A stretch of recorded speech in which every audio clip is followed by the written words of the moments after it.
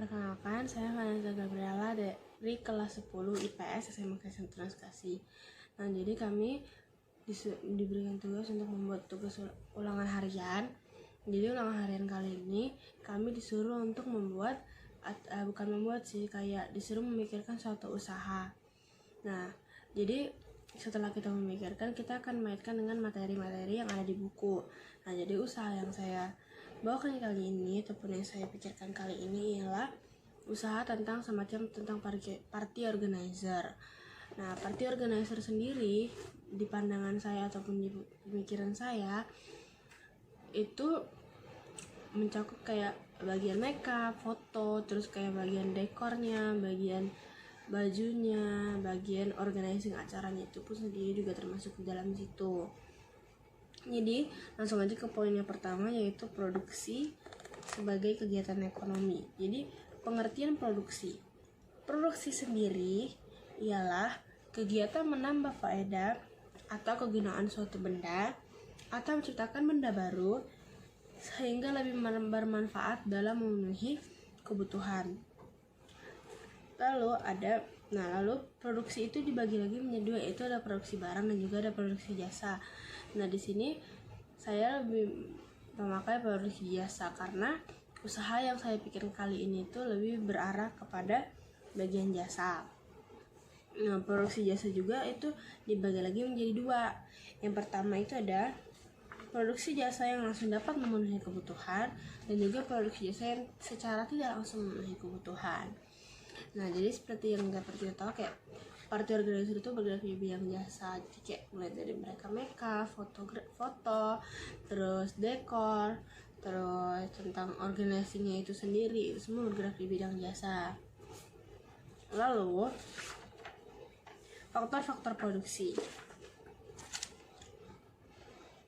Faktor produksi sendiri ialah merupakan segala sesuatu yang dibutuhkan untuk memproduksi barang dan juga jasa. Nah, jadi faktor produksi barang itu terdiri lagi dari beberapa hal. Itu pertama ada faktor produksi alam.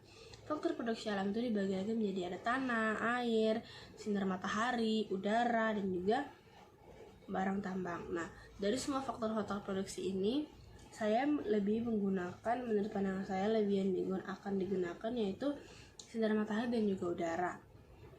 Kenapa seperti itu? Karena sinar matahari itu kan menerangi bumi. Nah, ketika kayak kita mengadakan acara di outdoor, itu pasti kita akan lebih menggunakan cahaya prefer yang lebih dari luar, apalagi ketika itu di siang hari ataupun di sore hari. Lalu udara, ketika kita mengadakan acara di outdoor, tentunya kayak kita nggak mungkin kayak pasang AC gitu, nggak tahu pasang AC di mana. Jadi kita menggunakan udara sebagai penyejuk alaminya. Lalu faktor produksi tenaga kerja. Faktor produksi tenaga kerja itu juga sangat penting, tidak kalah pentingnya dengan faktor-faktor produksi yang lain. Nah, faktor produksi ini tuh dibagi lagi berdasarkan sifat kerjanya. Yang pertama yaitu tenaga kerja menurut kualitas tenaga kerja. Yang pertama ada tenaga kerja terdidik.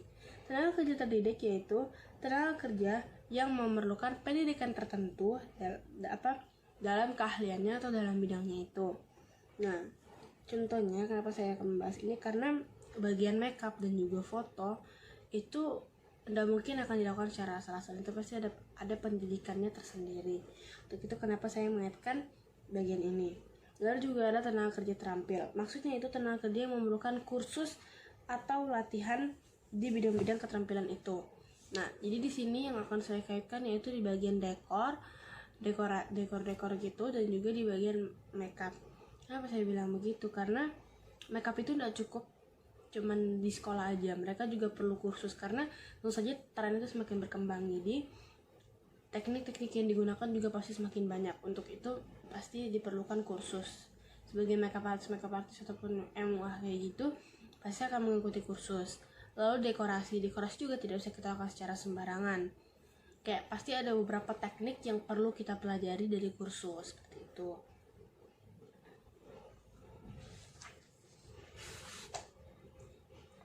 Lalu ada tenaga kerja menurut sifat kerja. tenaga kerja menurut sifat kerja. Yang pertama itu adalah tenaga kerja rohani, yaitu tenaga kerja yang menggunakan pikiran, rasa, dan karsa. Jadi menggunakan pikiran, rasa, dan juga karsa. Contohnya apa? Menurut saya contohnya jika di bagian acara pasti ada MC, dan di situ pasti MC itu kan harus menggunakan pikirannya, menggunakan rasanya. Jadi kayak bagaimana MC membuat acara itu lebih meriah dan tidak bosan. Lalu ada tenaga kerja jasmani, yaitu tenaga kerja yang menggunakan kekuatan fisik dalam kegiatan produksinya. Nah, di sini saya akan membahas tentang dekor. Kenapa dekor saya masukkan ke dalam di sini? Karena ini kan menggunakan kekuatan fisik, sedangkan dekor itu pasti membutuhkan kekuatan fisik, mulai dari mereka merangkai bunga itu juga pasti menggunakan kekuatan fisik. Lalu mulai dari mereka merangkai di bagian background di belakangnya itu pasti menggunakan kekuatan fisik. Itulah kenapa alasan saya untuk memakai dekor di bagian ini. Lalu ada faktor produksi modal. Faktor produksi modal ialah menggunakan sebagai penunjang dalam mempercepat atau menambah kemampuan dalam memproduksi itu sendiri. Jadi kayak faktor-faktor produksi itu pasti di faktor produksi modal pasti di bagian modal, yaitu modal itu juga dapat digolongkan dari berbagai berdasarkan dari bentuk, sumber, dan juga kepemilikan ataupun sifat. Yang pertama itu ada pembagian modal atas dasar sumber. Yang pertama ada modal sendiri. Modal sendiri menurut saya kayak dalam usaha yang saya pikirkan itu modal yang betul-betul saya tanamkan sendiri dari awal. Jadi kayak ketika saya membuka usaha, saya pasti menggunakan modal dari uang saya sendiri. Lalu yang kedua ada modal asing. Menurut saya modal asing yang saya dapatkan dari usaha yang saya pikirkan ataupun usaha yang sedang saya bawakan sekarang itu ialah ketika saya sudah melakukan kerjaan saya mengadakan sebuah party organizer, katanya di bagian nikah pasti kan akan dibayar. Dan menurut saya itu adalah modal yang asing yang dibayar dari luar.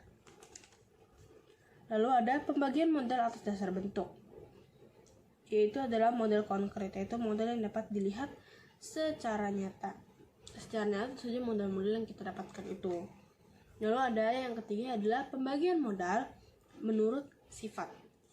Yang pertama adalah modal tetap, yaitu jenis model yang dapat digunakan secara berulang-ulang.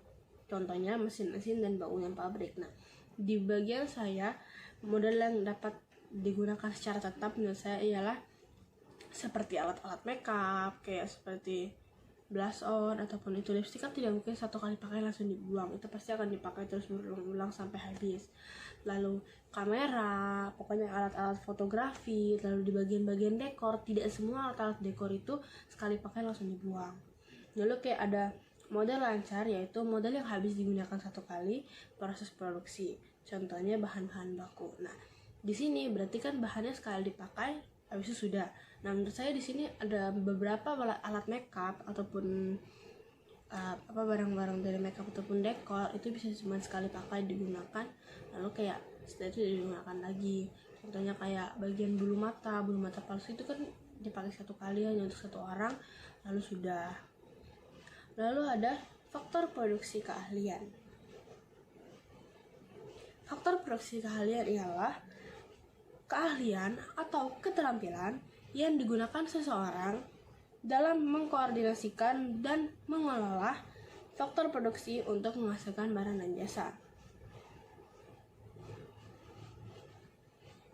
Nah, jadi faktor produksi keahlian ini sangat penting ya, walaupun kayak faktor produksi kemarin sebelumnya sudah dipenuhi dalam usaha saya, ketika kayak sudah memenuhi faktor produksi modalnya sudah ada, terus kayak saya juga sudah belajar. Tapi kalau misalnya memang keahlian saya tidak ada dan tidak berkembang, itu sangat tidak efisien, maksudnya kayak susah untuk digapai gitu maksudnya. Jadi kayak walaupun saya sudah belajar, modalnya sudah ada, tapi kayak kalau keahlian saya tidak ada dan tidak bisa melakukan hal itu, tentu saja hal itu tidak akan berjalan gitu. Saya tidak akan berjalan mulus ataupun tidak jalan baik. Lalu di sini di halaman 90 itu ada penerimaan. Nah, secara umum Penerimaan itu dapat diartikan sebagai sejumlah uang yang diterima oleh masyarakat dari berbagai sumber. Nah, jadi kayak berdasarkan kaitannya ini tuh itu juga bisa kayak faktor-faktor ini tuh juga bisa dikelompokkan lagi. Nah, yang pertama itu ada pemilik faktor produksi alam. Lalu ada pemilik faktor produksi tenaga kerja, pemilik faktor produksi modal, dan juga pemilik faktor produksi kewirausahaan. Nah, di sini kalau untuk usaha saya lebih prefer ke faktor produksi kewirausahaan. Kenapa? Karena di sini ada contohnya di buku ini, yaitu seperti pengusaha besar, pengusaha menengah, ataupun pengusaha kecil dengan balas jasa berupa laba. Nah, jadi kenapa saya memilih kewirausahaan? Karena seperti ketika ada orang yang menggunakan jasa saya di bidang makeup ataupun di bidang foto ataupun di bidang dekor dan di bidang party organizer lainnya, itu pasti tentu saya akan mematok harga, dan harga itu pasti akan memberikan laba kepada saya. Nah, juga di sini ada jenis penerimaan. Penerimaan itu dibagi lagi menjadi 3. Yang pertama ada penerimaan total. Penerimaan total atau total revenue. Total revenue ada penerimaan yang didapat dari menjual produknya. Nah, ini sistematis penerimaan total. Nah, jadi penerimaan total itu tuh kayak maksudnya contohnya kayak dari usaha saya party organizer itu sudah mencakup semuanya. Nah, berarti total dari semuanya. Jadi kayak total dari hasil dari makeup, foto, dekor, dan juga semuanya. Lalu ada penerimaan rata-rata atau average revenue, yaitu penerimaan rata-rata persatuan produk yang dijual. Karena saya menggunakan jasa, berarti penerimaan rata-rata dari persatuan jasa yang saya dari jasa yang saya sediakan. Contohnya kayak cuman dihitung dari satu jasa, itu contohnya kayak cuma makeup. Nah, makeup berapa, terus kayak sendiri, lalu foto sendiri gitu. Lalu kayak ada penerimaan yang ketiga, itu ada penerimaan marginal atau marginal revenue. Marginal revenue adalah penambahan penerimaan total akibat penambahan jumlah barang yang dijual. Maksudnya itu kayak karena saya di bidang jasa, berarti kayak penambahan jasa. Contohnya kayak dari party organizer saya sudah kayak di party organizer saya sudah kayak dalam bagian makeup sudah include makeup 2 orang. Ternyata ada 3 orang yang mau makeup. Nah, itu perlu penambahan lagi. Nah, itu adalah marginal revenue. Lalu selanjutnya ada distribusi. Di buku sendiri dari halaman 93 sampai 96 itu membahas tentang distribusi, yaitu distribusi sebagai kegiatan ekonomi. 1. Pengertian distribusi. Distribusi sendiri memiliki arti kegiatan yang dilakukan oleh orang ataupun lembaga tertentu untuk menyampaikan barang dan jasa dari produsen ke konsumen yang membutuhkan. Tugas utama kegiatan distribusi ialah menyampaikan atau menyalurkan barang-barang dari produsen ke tangan konsumen.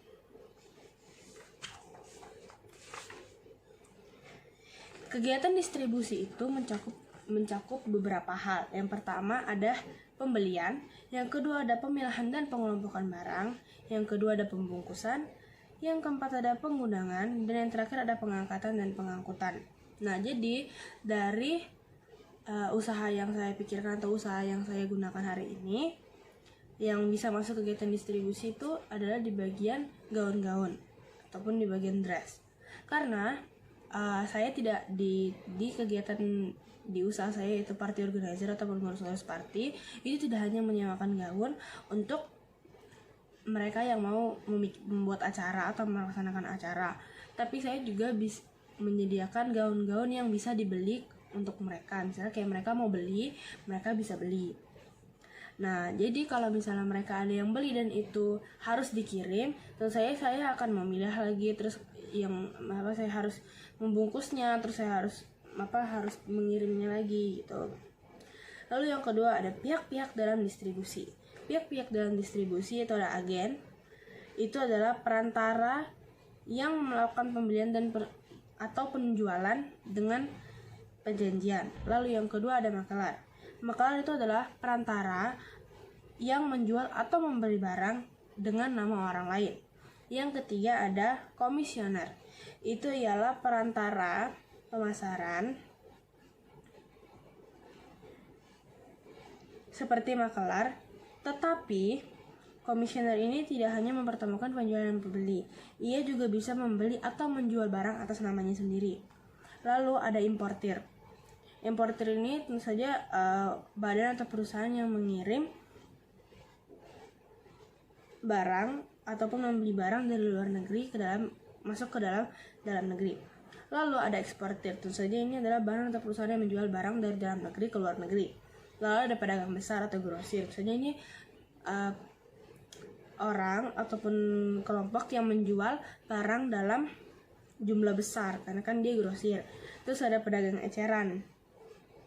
Itu dia di bawahnya pedagang besar. Dia menjual barang tersebut kepada konsumen dengan jumlah yang kecil. Nah, kalau untuk saya yang menjual gaun-gaun tadi, baik itu gaun pesta ataupun itu, tentu saja itu masuk ke dalam pedagang eceran karena yang saya sediakan itu tidak banyak.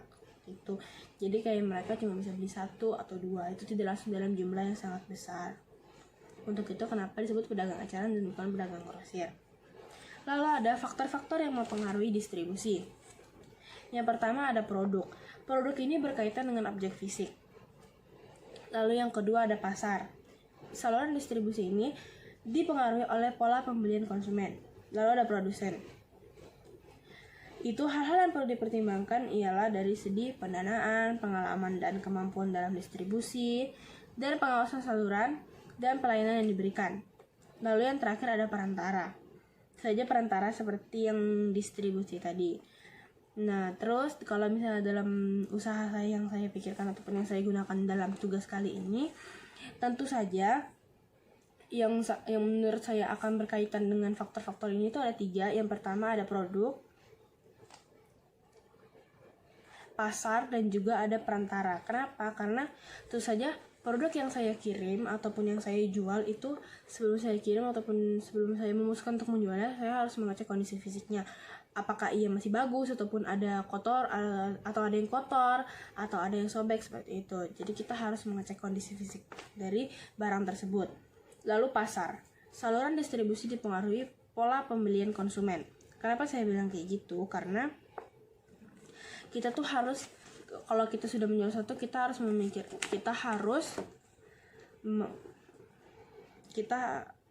kita harus melihat lagi jumlah pesanannya ada berapa. Kita harus cek ulang, kita harus jumlah pesanannya, jumlah pembelinya, gitu-gitu. Lalu juga kita harus search yang mana sih baju-baju yang lagi ngetren kayak gitu-gitu, biar kondisi usaha kita itu setidaknya bisa baik-baik saja. Lalu yang terakhir ada perantara. Jadi kita tuh sebagai usaha kayak gitu, kita harus bisa memilih perantara yang menurut kita lebih baik, maksudnya kayak bisa menjaga barang dengan baik dan diperkirakan tanpa ada masalah apapun. Pokoknya dia lebih baik lah. Kita harus memilih yang terbaik dari para distributor itu. Lalu yang keempat ada mata rantai distribusi. Mata rantai distribusi ialah cara yang ditempuh atau digunakan untuk menyalurkan barang-barang dari tangan produsen ke tangan konsumen. Nah, jadi mata rantai ini juga dibagi lagi menjadi beberapa hal. Yang pertama ada mata rantai sangat panjang. Mata rantai sangat panjang ini maksudnya ialah perusahaan atau produsen dia itu mengirimkan barang tetapi melalui banyak distributor kayak gitu atau penyalur. Dia melalui banyak, bukan cuma 1-2 tapi banyak. Lalu yang kedua ada mata rantai panjang. Nah, mata rantai panjang ini ialah perusahaan yang menyalurkan barang dengan menggunakan distributor yang panjang, tetapi tidak sepanjang dari mata rantai yang sangat panjang tadi. Lalu yang ketiga ada mata rantai saluran distributor agak pendek. Mata rantai saat ini jadi penggunaannya itu saluran distributor itu lebih sedikit. Dia tetap ada, tapi biasanya umumnya hanya menggunakan 2 tingkat, yaitu grosir dan juga pengecer. Lalu ada mata rantai saluran distribusi pendek. Nah, dari mata rantai saluran distribusi pendek ini, itu hanya menggunakan 1 pengantara, yaitu pengecer. Lalu ada mata rantai saluran distribusi sangat pendek atau langsung. Nah, mata rantai ini tuh perusahaan menjual barangnya langsung kepada konsumen akhir. Jadi kayak konsumen akhirnya tuh bisa berupa perorangan maupun perusahaan-perusahaan yang menggunakan barang-barang tersebut secara langsung dan diolah lagi. Nah, kalau untuk usahaku mungkin dia akan masuk di mata rantai saluran distribusi pendek ataupun saluran distribusi sangat pendek atau langsung. Karena kalau sangat pendek kan dia hanya melalui satu perantara, sedangkan kalau yang langsung dia tuh langsung ke konsumen akhir, saja pembeliku ada di kota yang sama, jadi bisa langsung dikasih dan tanpa perantara apapun itu.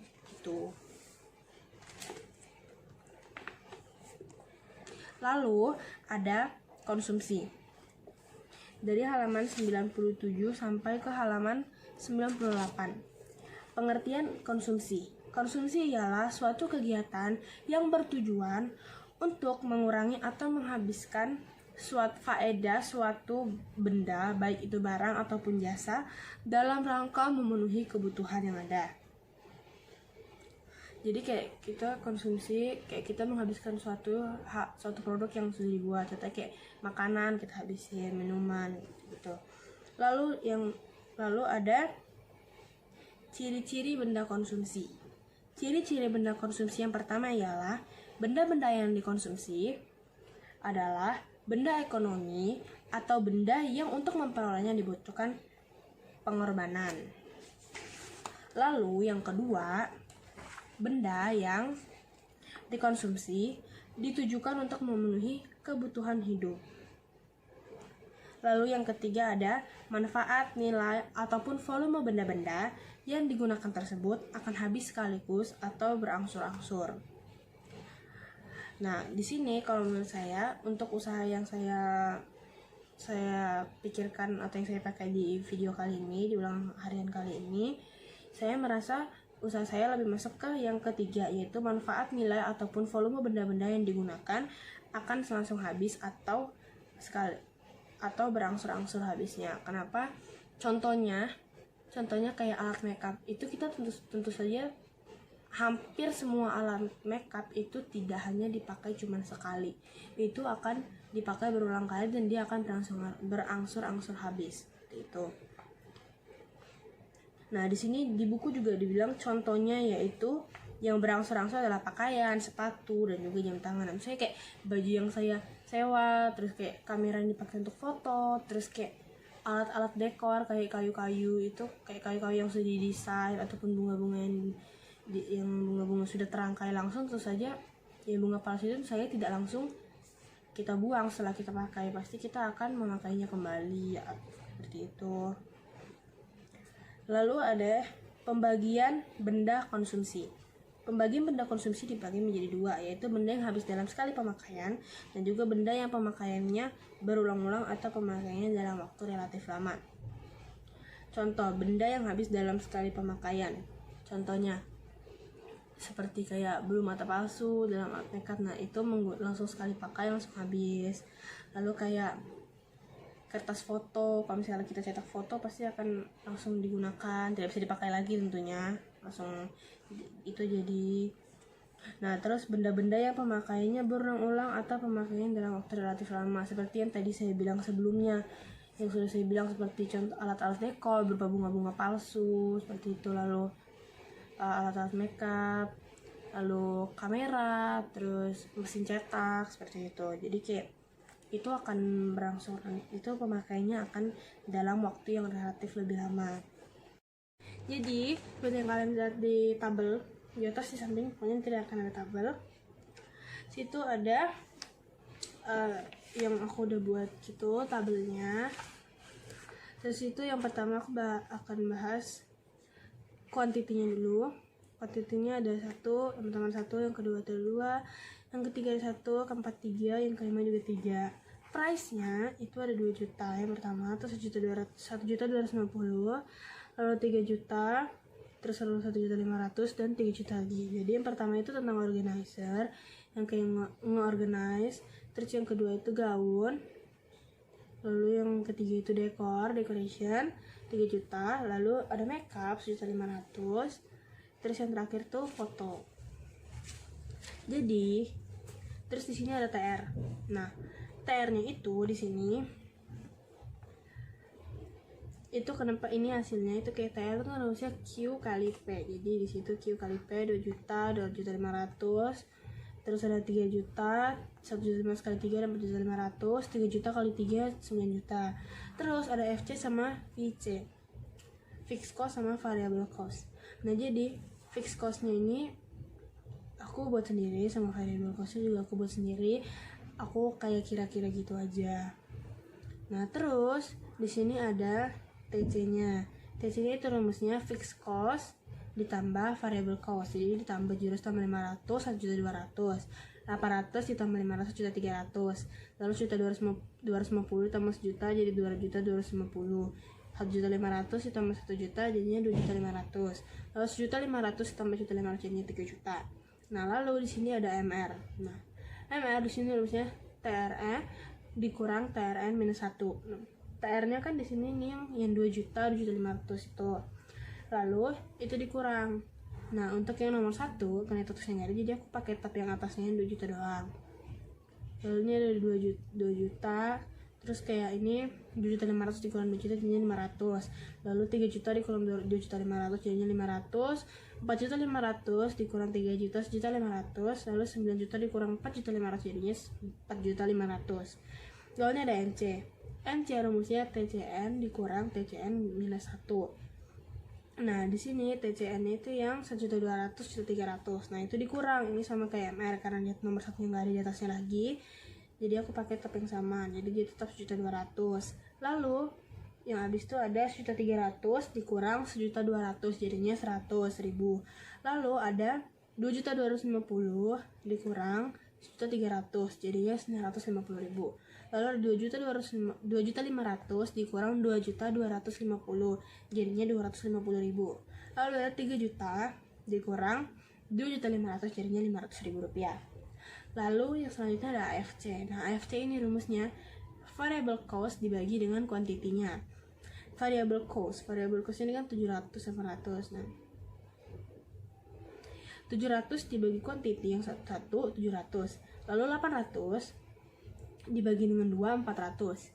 Lalu 1.250 dibagi dengan 1 ya tetap 1.250. Lalu 1.500 dibagi 3 masing-masing dapat 500. Lalu 1.500 dibagi lagi 3 dapat 500.000. Lalu jadi AVC. AVC itu rumusnya variable cost dibagi quantity. Rumusnya sama aja, 500 bagi 1 500, 500 bagi 2 250, 1 juta bagi 1 1 juta, 1 juta bagi 3 333.333. Lalu 1.500 dibagi 3 500.000. Lalu ada ATC. ATC rumusnya TC dibagi Q atau quantity. Nah, jadi itu TC-nya itu 1.200 dibagi 1 tetap 1.200. Lalu 1.300 dibagi 2 itu 650.000.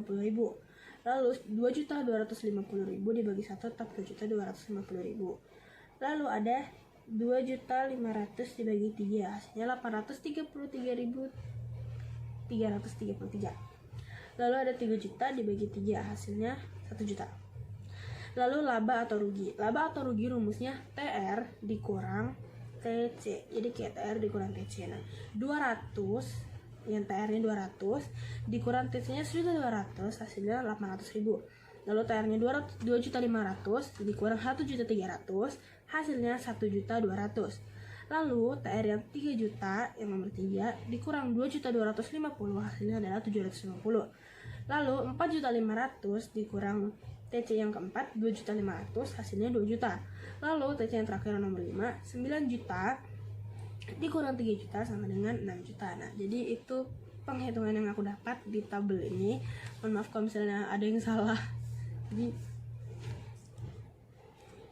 Jadi segitu aja video ulangan harian kali ini. Mohon maaf jika ada salah kata ataupun ngomongnya berbelit-belit dan semacamnya.